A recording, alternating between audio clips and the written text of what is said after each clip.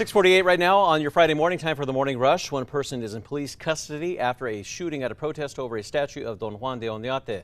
Yesterday, protesters gathered outside the Rio Arriba County offices in opposition to the Oñate statue. Video shows a group trying to remove a counter-protester, 23-year-old Ryan Martinez.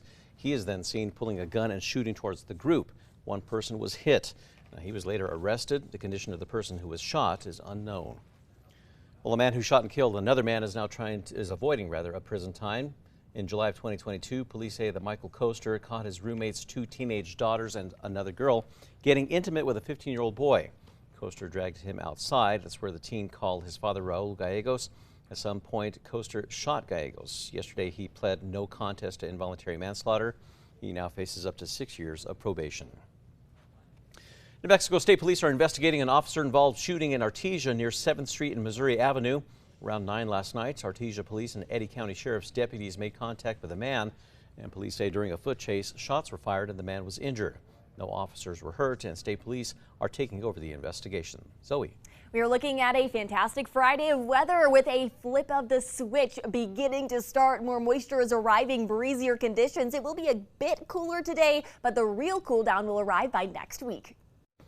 This morning, we are learning about how the increased state police presence in Albuquerque has gone so far. They say between September 19th and 27th, state police arrested 33 people, and all but one of them being repeat offenders.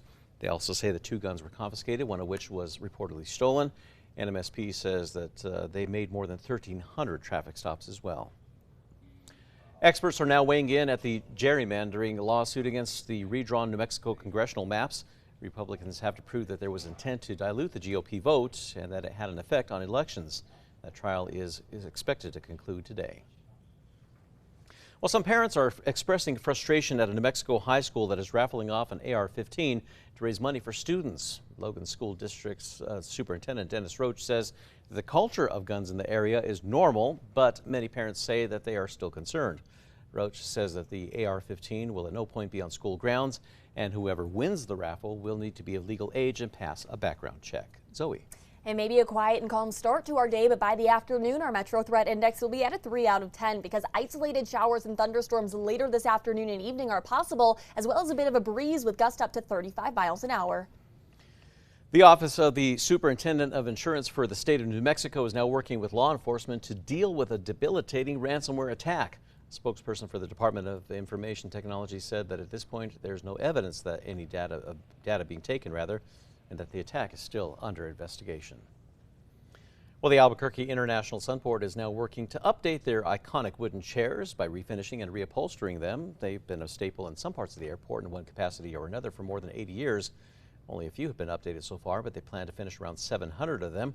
Sunport says that they are also adding benches with attached charging ports in waiting areas. Zoe. Let's take a look at that morning drive. Maps are nice and clear. No major accidents or slowdowns across the Albuquerque Metro. And here's a look at the Big I. Right now, things are flowing smoothly, but definitely picking up on your early Friday morning commute. An historic funeral home in Massachusetts is on the market. The Turgeon Funeral Home in downtown Millbury, Massachusetts. It's been a funeral home now for at least 80 years. A small sign above the for sale sign reads, quote, possibly haunted. Well, for those with the cash to buy it and they are not afraid of any possible ghosts, the property itself has an asking price of $769,000.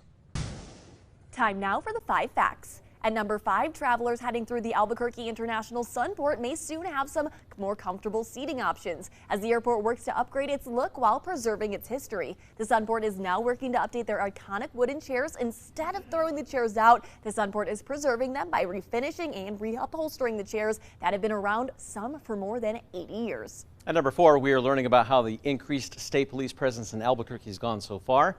They say between September the 19th and 27th, state police arrested 33 people, and all but one being repeat offenders. They also say that 2 guns were confiscated, one of which was stolen. This is while also promising to enforce more traffic laws. State police say that they made more than 1,300 traffic stops. And at number 3, we're looking at much wetter weather on the way into this weekend. Even today, we are expecting a lot more shower and thunderstorm activity, mainly along and south of I-40. That does include here in the Albuquerque Metro and could even push up further north to include Santa Fe by later today. At number 2, the family of an Albuquerque man who was shot and killed last year is speaking out in frustration after the man accused of killing him is avoiding prison time.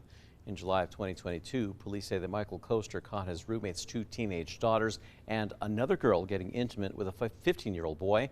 Witnesses say that Koster dragged the boy outside where the teen called his family for help, including his father, Raul Gallegos. Now that led to a fight where at some point Koster gets a hold of a gun and shoots Gallegos 3 times in the chest. Yesterday, Koster pled no contest to involuntary manslaughter. He now faces up to 6 years of probation, but Gallegos' family thinks that he should serve time behind bars. In the meantime, prosecutors said that if the case had gone to trial, lawyers could have argued self-defense, as multiple witnesses stated that Gallegos was armed with brass knuckles when he confronted Koster. And at number 1 person is in the hospital and 1 person is in police custody. This comes after a shooting at a protest over a statue of Don Juan de Oñate. Yesterday, protesters gathered outside the Rio Riba County offices, voicing opposition to the planned reinstallation of the Oñate statue. That's when video shows protesters trying to kick a counter-protester out, later identified as 23-year-old Ryan Martinez. Martinez is then seen jumping over a wall, pulling a gun from his waistband, and firing a single shot before fleeing. Martinez was later arrested by Espanola police. There's no word on the condition of the person who was shot.